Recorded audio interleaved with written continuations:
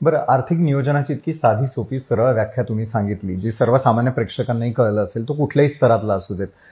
आर्थिक नियोजनामध्ये गुंतवणुकीचं महत्व किती गरजेचं आहे? आपण इन्व्हेस्टमेंट्स बोलतो, कुठे इन्व्हेस्ट करायचं, जसं तुम्ही आता मगाशी एक उदाहरण दिलं की जहाज भरकटत जातं, आयुष्यही भरकटत जातं की पैसा आला तरी ते जर आपण व्यवस्थितरित्या गुंतवणूक केलीच नाही तर गुंतवणुकीचं नियोजन साधारण कसं असायला हवं असं वाटतं?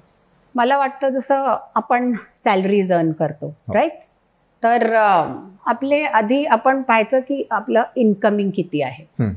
ते समजा तुमचं इन्कमिंग 100 रुपये आहेत, त्याच्यातले 50 रुपये मोस्टली ॲव्हरेज माणसाचे आपले रेग्युलर खर्चात जातात. बरोबर. Rents, food items. 30% तुमच्या जे डिझायर्स असतात, गरजा, एक्स्ट्रा गरजा तुमच्या ट्रॅव्हलिंगच्या असू शकतात, तुमच्या फॅन्सी कार किंवा कार्सच्या असू शकतात, तुमच्या अजून काही परचेजेसच्या असू शकतात. त्याच्यात तुमचं 30% जातं खूपदा. पण मिनिमम 20% तुम्हाला जे आवक येतं त्यात 20% तुम्हाला वेगळं ठेवणं जरुरी आहे. कारण त्यातनंच तुमची पुढची जी स्वप्न आहेत ती पूर्ण होणार. आणि पुढची कशी स्वप्न असू शकतात तुमची? शॉर्ट टर्म, मीडियम टर्म आणि लॉंग टर्म.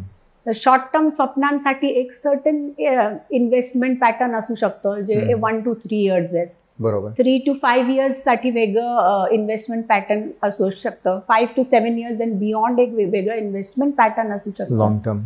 शॉर्ट टर्म तर नक्कीच तुम्हाला सेव्हिंगमध्ये ठेवावं लागेल ते, किंवा FD करू शकता तुम्ही, ज्यात तुम्हाला पेनल्टी न लागो अशा FDs